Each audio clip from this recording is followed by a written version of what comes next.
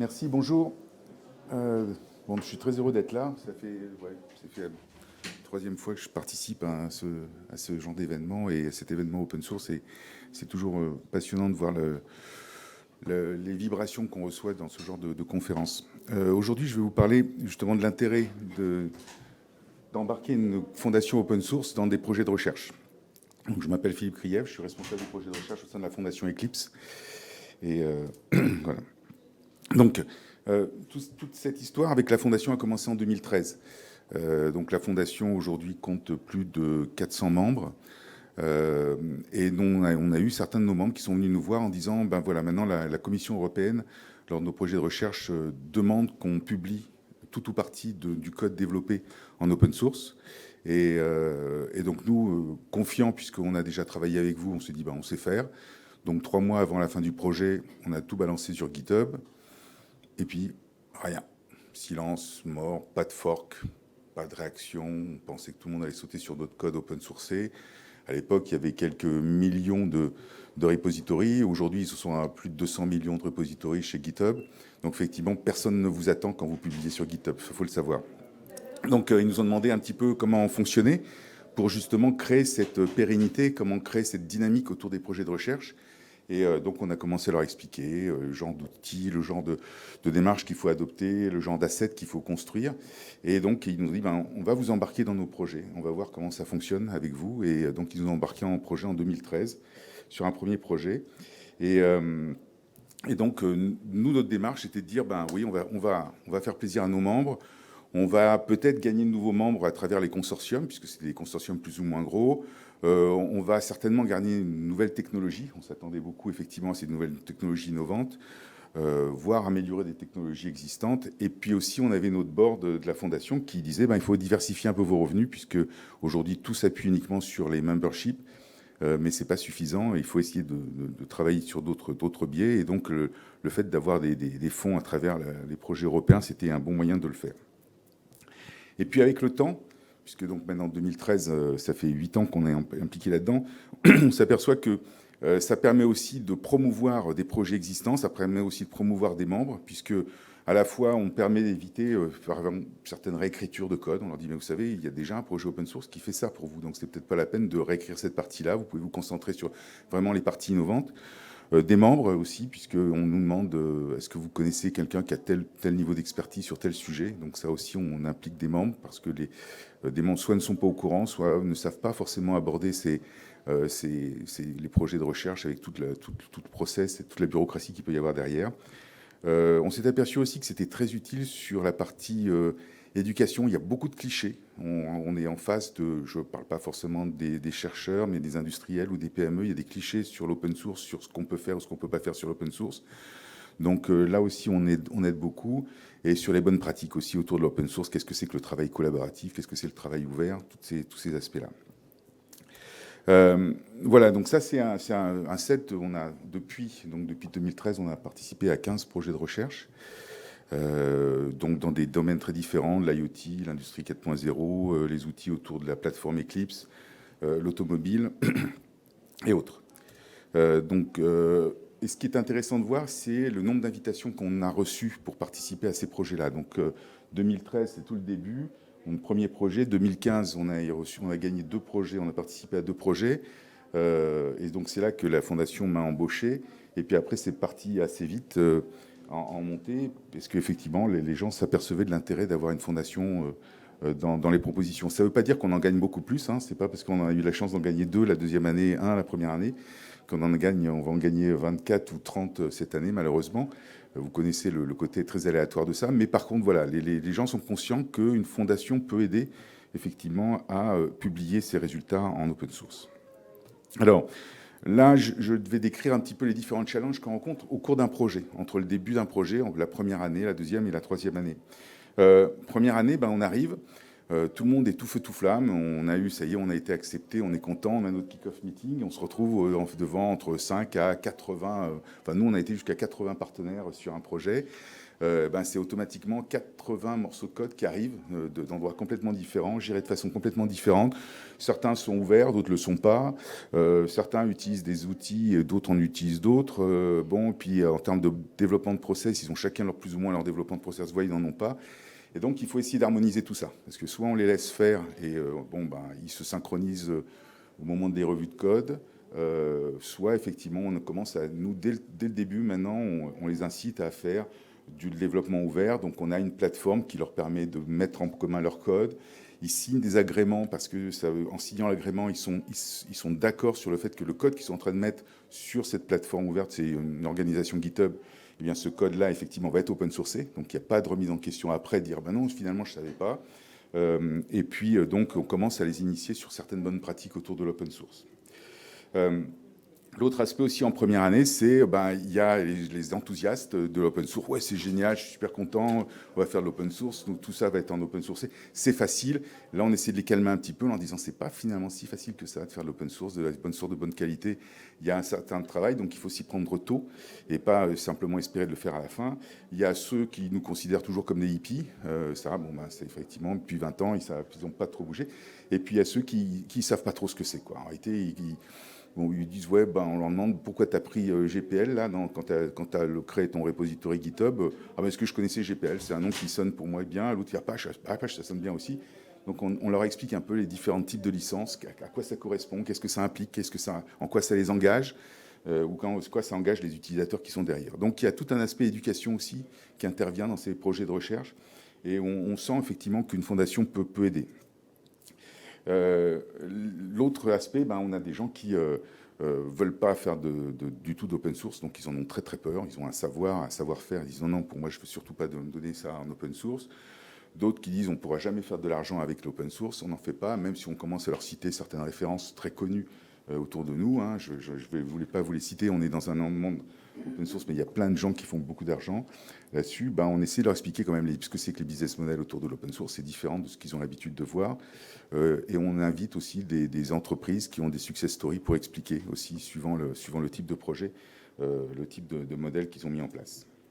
Deuxième année, des projets, généralement, ils ne veulent pas communiquer. Ils n'ont plus le temps. Ça y est, on a démarré le développement, on a rassemblé tout.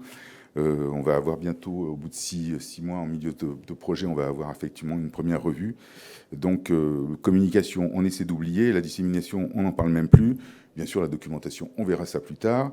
Et donc, c'est là qu'on commence à leur parler de communauté. On leur dit, attendez, si vous voulez construire quelque chose qui va dépasser ces 3 années de développement, il faut que vous commenciez à vous y intéresser dès le début, commencer à intéresser les gens, à attirer les gens, au moins pour qu'ils suivent l'évolution de votre projet.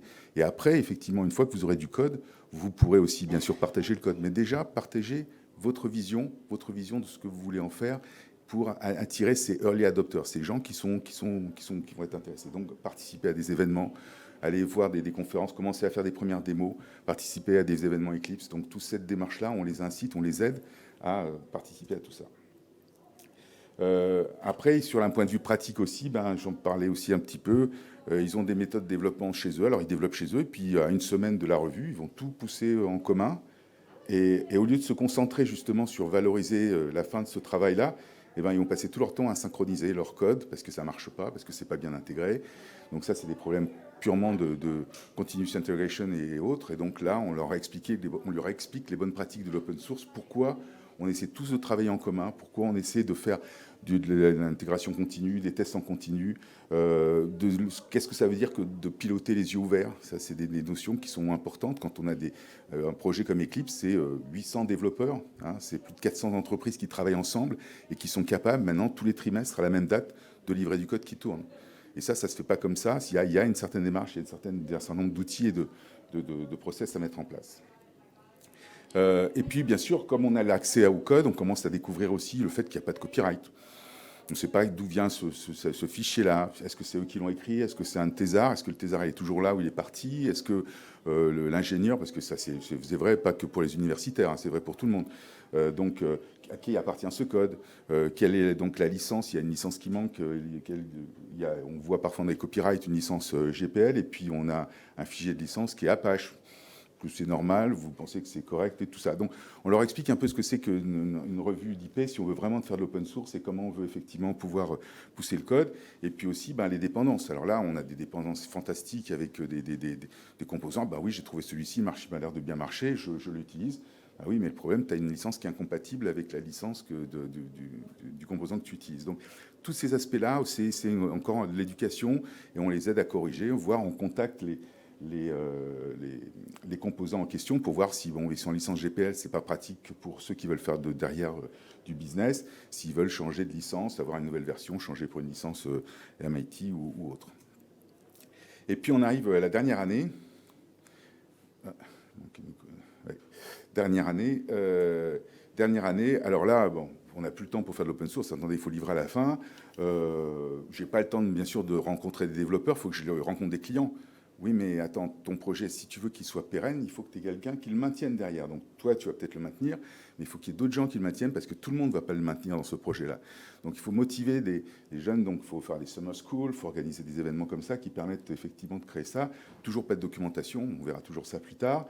Et puis bien sûr, c'est normal, on est un labo de recherche par exemple, il faut chercher un nouveau projet pour continuer à vivre, parce que sinon autrement on n'a pas de budget. Donc on commence à répondre à plein d'autres appels. Et donc, on intervient encore à ce niveau-là, en aidant, en organisant des webinars, parce qu'on participe à différents événements, on organise plein d'événements différents, on aide à créer justement ces vidéos, on est nous-mêmes, comme on a un certain niveau technique, on peut aussi valider certains getting started, voire contribuer à l'écriture. On essaie aussi de les pousser à écrire des propositions qui sont des follow-up du projet existant, parce que si vous faites un projet qui n'a plus rien à voir avec le précédent projet, vous perdez toute la richesse du travail que vous avez fait pendant ce projet-là. C'est dommage. Et donc, essayez de trouver des calls où, justement, le projet précédent peut être mis en valeur. Et à ce moment-là, on valorise vraiment l'open source parce que même s'il y a des gens du consortium qui ne veulent pas continuer, comme tout votre code est en open source, vous pouvez le reprendre et sur un autre projet et continuer avec ce code-là. Il y a toujours ceux qui ne veulent toujours pas mettre ça en open source, voire qui se révèlent à la fin. Ils n'ont rien dit pendant tout un moment, puis à la fin, ils ont dit non. Et on regarde dans la stack et on s'aperçoit qu'ils sont tout en bas, si on les enlève, c'est tout le château de cartes qui s'effondre. Donc, qu'est-ce qu'on fait avec ces gens-là? Donc, il faut effectivement essayer d'intervenir très tôt. Là, il y a un certain nombre de techniques. On peut remplacer leur code par des API qui font une implémentation de référence. Et puis, il y en a d'autres qui, eux, sont complètement enthousiastes. Ils veulent vraiment open sourcer leur code. Mais ceux-là, on va les aider. Très souvent, c'est ce qu'on appelle des pépites. Ils ont cette démarche de voir dire... ils ont suivi toutes les démarches, tous les exercices. Ils sont convaincus maintenant que l'open source, ça peut les aider. Et nous, on est là à essayer même les extraire du projet pour que leur projet existe par eux-mêmes. Parce qu'on a eu l'ambition pendant un certain temps sur un certain nombre de projets de vouloir open sourcer l'ensemble du projet de recherche. Mais finalement, on réalise que c'est quelques exceptions où ça marche. La plupart du temps, il y a des pépites qu'il faut sortir, mais le projet dans sa totalité, ils ont tellement de niveaux de maturité différents, ces différents composants, que c'est trop ambitieux pour le projet pour sortir tout ça. Last not least, il y a aussi, on s'aperçoit dans les projets de recherche, il y a un désir de garder une relation. Il y a une relation qui s'est construite en 3 ans, en 4 ans, et on veut garder cette relation. Comment on la garde? Comment on la conserve? Et donc là, on peut la conserver soit autour d'un projet open source, c'est une façon de créer une communauté de départ, soit on a aussi ce qu'on appelle les working groups, c'est des groupes de travail sur des thématiques, sur un ensemble de projets.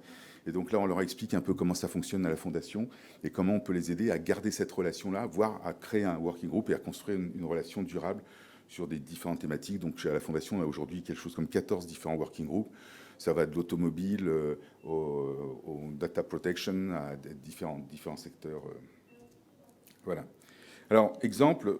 Très bref, c'est vraiment une belle success story celle-ci. C'est un projet ITEA qui a été drivé par Bosch. Et effectivement, Bosch, dès le début, ils ont dit on veut open source tout. Et bien sûr, tout le monde écoute Bosch et tout le monde a dit oui. Et donc, le premier kick-off, on avait déjà la proposition de projet chez Eclipse. On avait le projet qui était créé 15 jours après. Et on démarrait déjà le développement. Donc, ça a été, pour nous, on n'avait qu'à suivre. Donc, pour nous, c'était du pain béni. On ne faisait rien que d'aider à Bosch a poussé. Résultat des courses, on a un projet aujourd'hui, c'est une plateforme qui permet de faire des voitures connectées avec une très belle démo à coup de rover où vous pouvez écrire votre application sur un environnement de développement, vous le déployez dans le cloud, et puis après, vous le diffusez sur différentes voitures et sur vos rovers. Et ça permet à la fois aux enseignants d'expliquer ce genre de technique en utilisant de la 5G, en utilisant des technologies IoT, mais ça permet aussi aux industriels de faire un certain nombre de tests, et ça permet de pousser toute cette démarche-là open source. Et ça a été vraiment un projet qui a drivé une grosse activité autour de l'automobile chez Eclipse. Eclipse avait déjà différents working groups qui étaient isolés un petit peu sur des problématiques automobiles très particulières. Et là, ça a drivé vraiment un groupe beaucoup plus fort. Donc, il y a beaucoup plus de gens maintenant qui participent grâce à cette plateforme-là open source. Alors après, on a ceux qui sont des échecs, et on le reconnaît. On a des échecs, ça n'a pas marché, parce que il y a plein de circonstances. On a eu un projet où on a eu 3 coordinateurs en 3 ans. Donc effectivement, le dernier n'était pas du tout au courant de la proposition. Il n'était pas forcément dans le mood de faire de l'open source. Il voulait essayer plutôt de terminer ça sans trop de faire de problèmes. Ce que je vous disais aussi, les projets où on avait l'ambition de tout open sourcer, finalement, ça n'avait pas de sens. La contribution initiale à l'open source qui était aussi trop tard, donc finalement c'était trop compliqué de la faire, et ainsi de suite. Donc il y a plein de cas de figure, et je ne vous passerai pas tous les exemples, mais voilà. Et ça peut arriver qu'on ne réussisse pas. Généralement, on arrive à sortir quelques éléments, mais ce n'est pas finalement systématique. Pour conclure, les 3 points que je vois sur un projet de recherche et qu'on essaie vraiment de faire passer comme message, c'est aujourd'hui, si vous voulez faire de la recherche et vous voulez rendre votre code pérenne, il faut le faire en open source. Ça, c'est nécessaire. J'ai encore le cas récemment d'un professeur qui n'était pas du tout convaincu de faire de l'open source. Et je lui dis, mais l'autre soir, tu discutais avec moi et tu me disais que tu vas dans un autre labo dans 6 mois. Est-ce que tu as vérifié si le code que tu utilises actuellement avec tes étudiants, tu vas pouvoir l'embarquer dans ton autre labo? Il dit, vérifie d'abord pour savoir à qui il appartient, ce code-là. 15 jours après, il m'a rappelé, il m'a dit, il faut absolument qu'on open source, sinon autrement, je ne vais pas pouvoir embarquer mon code ailleurs. Donc ce genre de petits détails, effectivement, peut faire beaucoup de la différence. On s'est aperçu aussi que créer des plateformes, c'est beaucoup plus facile pour nous en open source parce que c'est quelque chose d'incrémental. On peut commencer avec des éléments de base et construire derrière. Quand on a vraiment un projet monobloc où ce n'est pas vraiment une plateforme qui est sous-jacente, c'est très difficile parce qu'il faut open sourcer la totalité. Et là, on a tous les problèmes dont je vous ai parlé qui sont compliqués. Pour nous aussi, on explique l'open source, c'est pas une destination. Donc, c'est pas une fois que j'ai poussé quelque chose dans GitHub, je peux m'en aller, je suis tranquille, j'ai fait de l'open source. Non, c'est vraiment un voyage.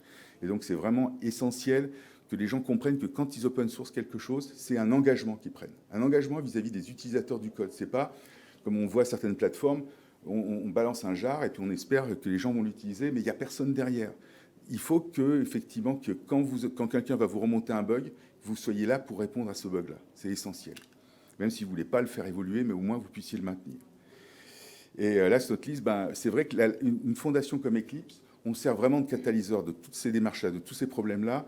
Et le fait qu'il y ait dans un projet de recherche, il y a des industriels, il y a des chercheurs, il y a des PME qui interviennent, le fait de leur expliquer comment on met au point tous ces projets-là et comment, justement, à travers l'open source, on n'est plus dépendant, on n'a plus ce risque de dépendance forte parce qu'il y a une PME qui s'en va et automatiquement, elle prend son code avec elle et vous vous retrouvez tout nu parce que vous ne pouvez plus vous continuer à votre projet à cause de ça.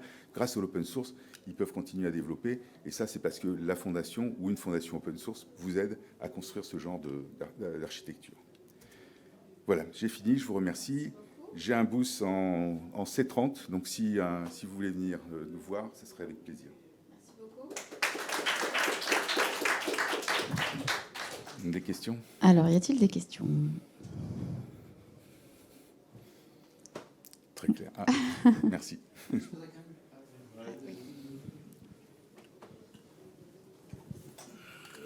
Donc merci pour cette présentation, c'est super intéressant. Et je me posais la question, dans le cadre des projets de recherche, donc vous accompagnez tous ces partenaires pour faire de l'open source, et je trouve ça super. Et quand le projet de recherche est terminé, finalement, généralement, il y a un industriel, il y a un de ces partenaires, parmi ces 80 partenaires des fois qui ont contribué, qui veut quelque part reprendre, aller plus loin, en faire quelque chose qui est de la production auprès de l'utilisateur. Est-ce que vous l'accompagnez également? C'est quelque chose que vous faites? Ou aujourd'hui, votre rôle, une fois que le projet de recherche s'achève, vous transmettez ça et c'est un peu... enfin voilà, c'est une question ouverte. D'accord. Non, pour nous, à chaque fois qu'on pose la question à 1 an de la fin, à 6 mois de la fin, à 3 mois de la fin, qui va rester après la fin du projet, on est les premiers à lever la main. Hein, d'accord, la fondation, parce que pour nous, c'est vraiment ce code-là, on veut le porter. Et c'est toute l'idée de l'open source, c'est cette sustainability, cette pérennité qu'on veut pouvoir pousser. Donc après, s'il y a effectivement un industriel veut continuer, ou un chercheur veut dire, moi j'ai une certaine version, maintenant je veux la forquer, on la garde comme référence, et moi je continue à faire de la recherche avec d'autres choses, très bien, on les accompagne aussi, on a ce genre de projet. On a un projet qui s'appelle GEMOC qui fait ça, un projet de recherche sur la modélisation. On est dans cette démarche-là. On soutient effectivement complètement ces deux démarches-là, à la fois l'industrialisation et aussi le côté recherche. Olivier? Oui, je prends la même question, mais par l'autre bout.